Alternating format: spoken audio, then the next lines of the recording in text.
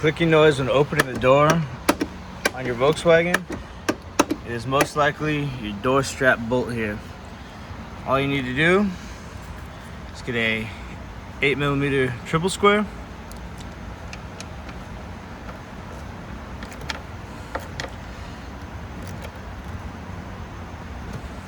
Tighten it up and it's fixed. I hope you enjoyed watching this video today. If you like this video, please give me a like and subscribe for more content like this.